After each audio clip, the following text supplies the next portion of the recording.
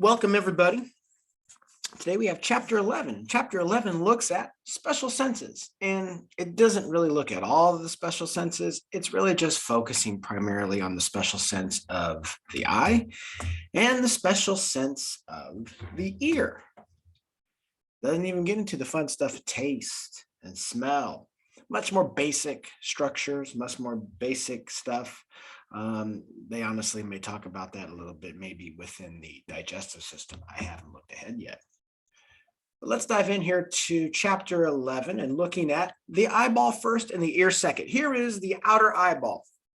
The purpose of the outer eyeball, the purpose of the eyelids, eyebrows, eyelashes, all of these things, for one, are what the slide says. They're accessory structures. And basically, they're all here to protect. I have an eyebrow, hair. The eyebrow helps to keep water from getting down from the forehead, sweat, into the eye. It's also involved with some nonverbal communications. I can't do the rock thing, but I wish I could. Eyelashes, they are here, excuse me, they are here to keep things out of the eye. They have very sensitive, they're associated with a very sensitive reflex as well, the blink reflex. So if anything really gets close to the eye, it's going to hit these eyelashes right here and cause you to blink, protecting the eye. I have the eyelids. I have obviously the upper and lower eyelid. These obviously serve to protect as they close the eye and prevent it from being damaged. Let's see, what else do we have? We have a conjunctiva. It's a specialized portion of the sclera, the white of the eye. It's just basically there to help provide some nourishment to some cells in the outside. And then we are connected at each corner here, right here, and right here. And those are called canthi, canthus singular, canthi plural. And canthi are just there to connect the upper and lower eyelids together. I think I have that word on the next slide if you want to look over there to see the spelling of that thing.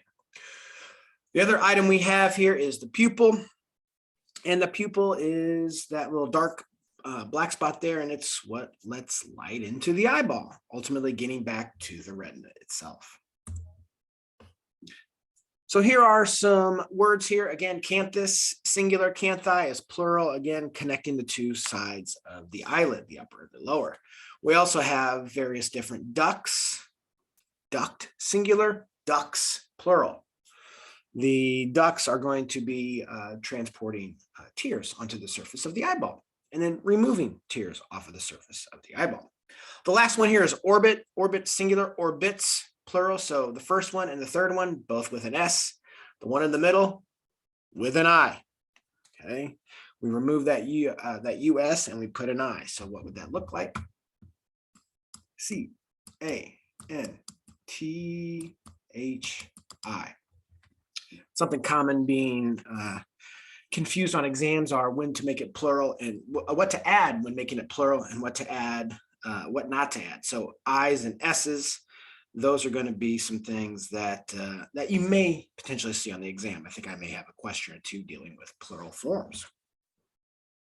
The orbit is the bony depression that the eyeball sits in. You know, again, I may have a phonetic spelling. I may ask, may give the phonetic spelling and ask you to spell it out. I've had a couple of those. There's the pronunciation, the phonetic spelling, if you will, conjunctiva, C-O-N-J-U-N-C-T-I-V-A. If I just take the plural, or I'm sorry, the plural, if I just change that suffix into I-T-I-S, we all know it, we all love it. That's conjunctivitis, and that's inflammation of that lining of the eyeball there. It's also the same lining on the inside of the eyelid as well. Swelling and inflammation, you know conjunctivitis as pink eye. Awful.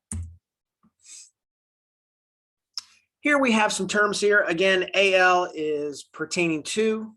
If I break this word down, AL means pertaining to. Lacrime, that is pertaining to the word tear, so pertaining to tears. We have a lacrimal gland that is involved with producing tears.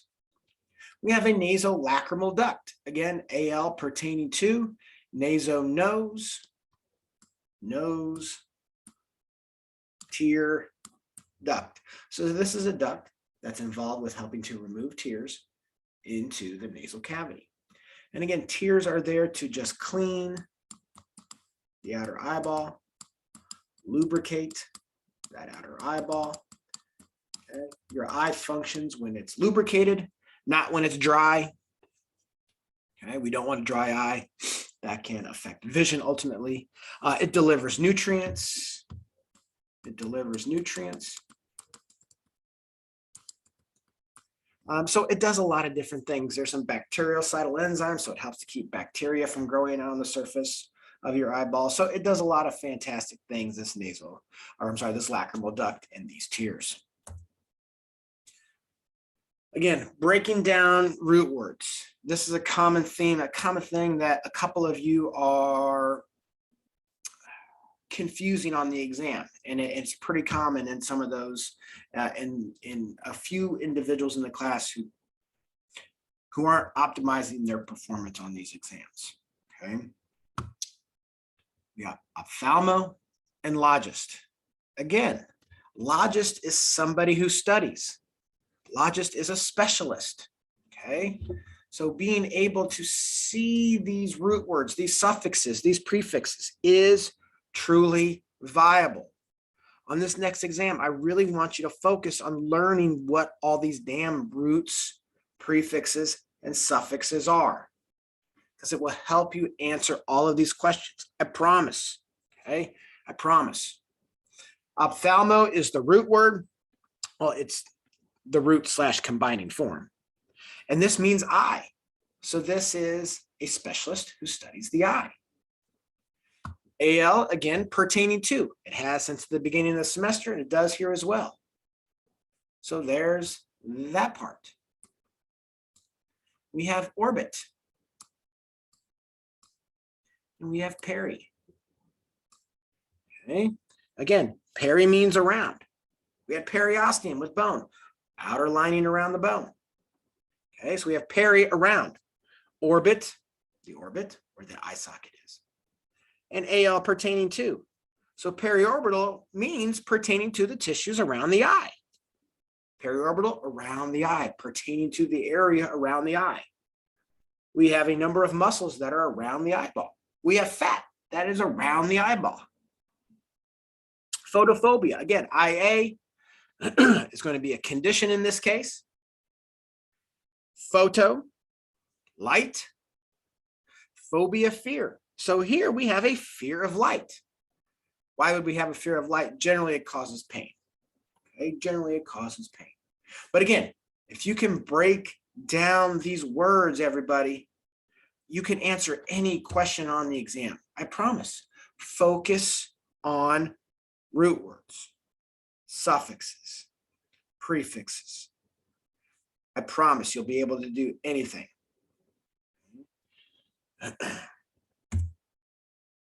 Here's what conjunctivitis looks like, or pink eye. Again, ugh. Usually a viral infection, and you get all that redness, itchiness associated with it.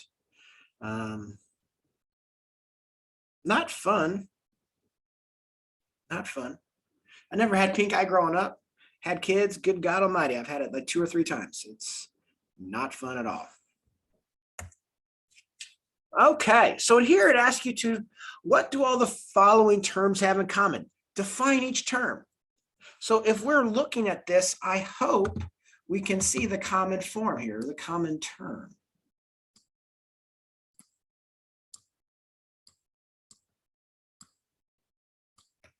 The common term here is blepha. Bleth, blephar, okay, B-L-E-P-H-A or B-L-E-P-H-A-R, blephar means eyelid.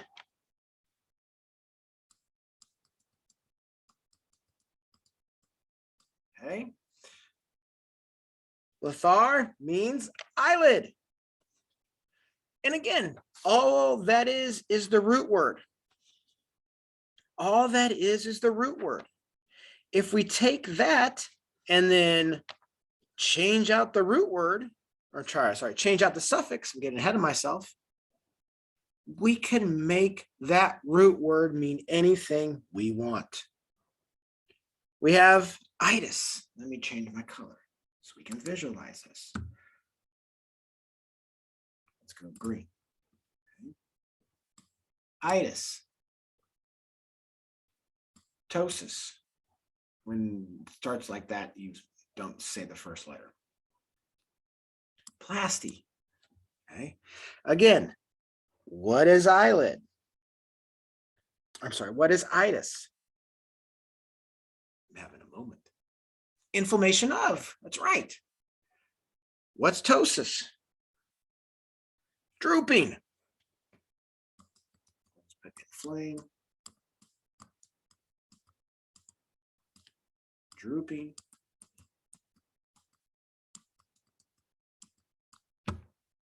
What do we got for plasty? What is it? That's right.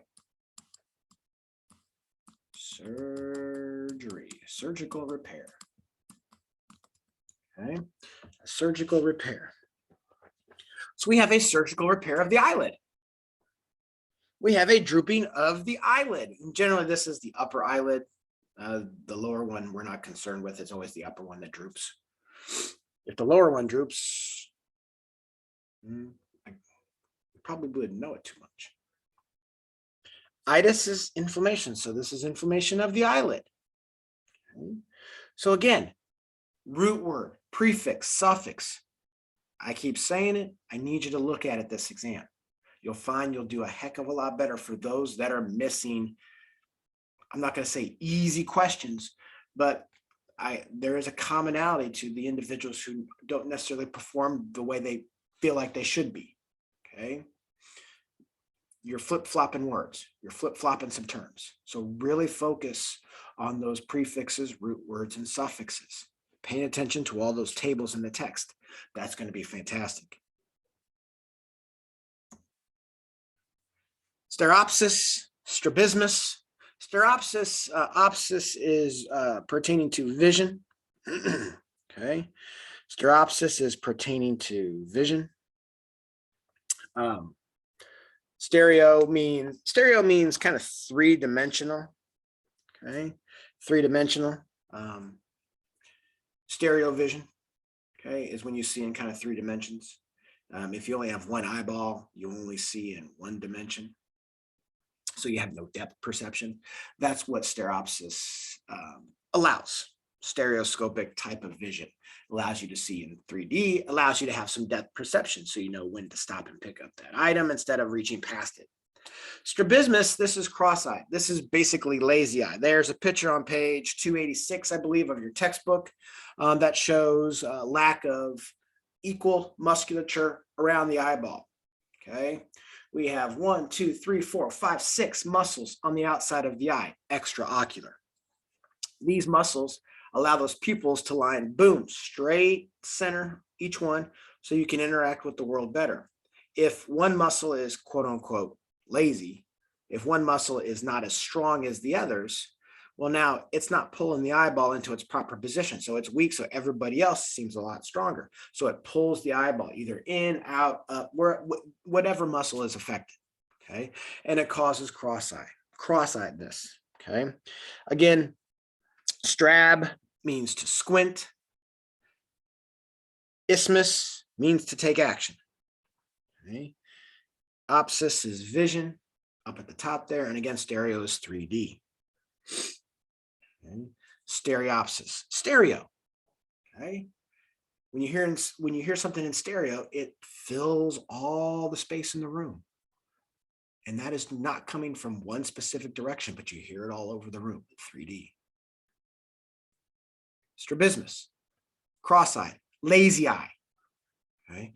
This is when one muscle group is not as strong. All the other muscles are stronger in comparison, and it pulls the eye away from the center. But, strabismus can obviously affect stereopsis.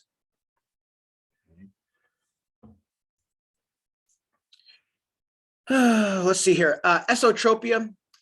Eso is, you can see it's congenital. If it's congenital, everybody, you were born with it. Okay. you were born with it. You can have accommodative esotropia. Both of them, the eyeballs turn inward. I don't necessarily, I don't know if I'm necessarily going to ask it, but I do want you to know, how to break this word down. So we have IA as the suffix. Okay. IA is just a condition. Okay. I'm going to put down here, try to color code this nonsense. Condition. Okay. Condition. Let's see here. SO. Let me change my color. I said I would.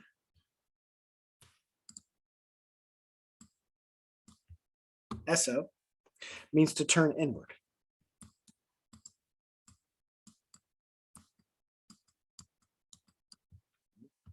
Inward. Change my color one more time, hopefully. And the last part here, we have estrope, and that means to turn. So we have a condition where the eyeball turns inward. Okay. I don't necessarily, I'm not going to ask, what's accommodative esotropia? Well, I mean, you get it at age 2. I don't need you to do that. I don't need you to give me that information. Yes, there are a couple different types. You can either be born with it or you can acquire it later on in life. If you are born with it, they usually require surgery. If you get it, it may just be something that you fix with glasses. This is something that you can put a patch over the eyeball that will allow the you put the patch over the eyeball that's strong. That way, the one that's affected has to work harder, and that can strengthen it up. I have a little nephew, and that was him. He had accommodative esotropia. His eyeball just kind of slowly started to turn in after around 2.5 or so. By age 3, it didn't get back. I don't know why they didn't go sooner. But he got some glasses, did the patch, and it was able to get back to where it's supposed to be. Okay. But again, what does the word mean? If I ask you, if this is congenital esotropia? Okay, congenital means you're born with. Okay, this means you were born with. So let me change this color one more time. You should know what congenital means. We've seen congenital quite a bit. Okay, born with. Because I do know congenital is asked potentially as a multiple choice question on the exam. And if it is something that is congenital, that just means you were born with. Again, breaking the word down into its component parts can allow you to answer any question on the exam. Exotropia and amblyopia. Exotropia is the exact opposite of esotropia, where esotropia, we turn inward, exo, you go outward. Turn, T-U-R-N.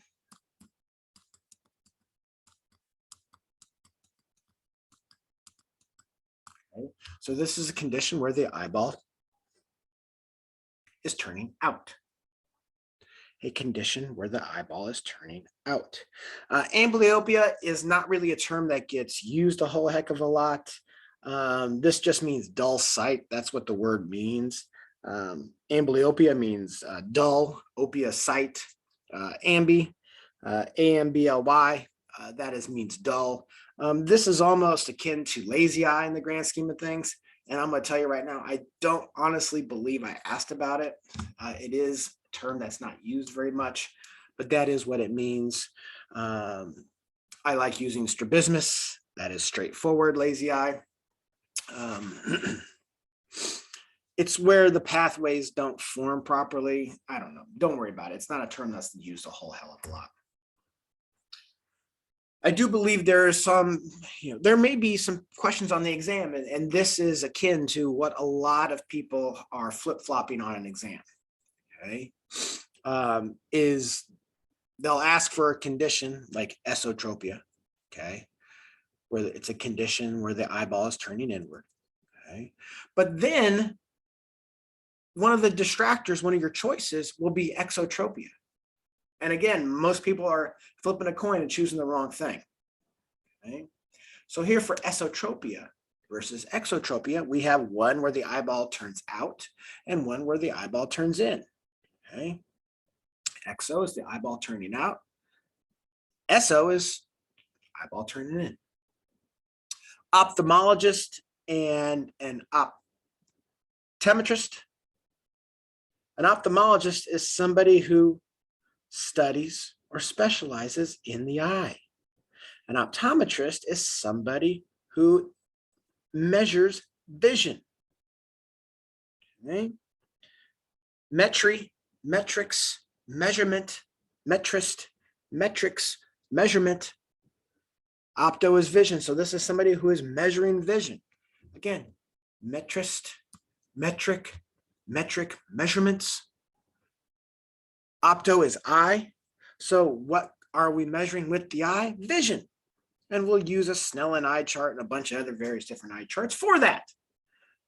Again, an ophthalmologist is somebody who specializes in the study of the eyeball. Okay. So again, being able to break that down into its component parts are important. Extrinsic and intrinsic, you've heard me kind of use this word already. Extrinsic means out. Intrinsic means inside. So extrinsic is outside. It's a Latin term. Okay, they're Latin terms. Extrinsic means outward. Intrinsic means inward. We have extrinsic eyes, or extrinsic eye muscles. These are muscles located outside of the eyeball. And we have intrinsic eye muscles, and these are located within the eyeball. The ones on the outside are moving the eye in the cardinal fields of gaze in all the different planes. Intrinsic is what changes the shape of your lens to allow it to focus on the back of the eyeball. There on the right.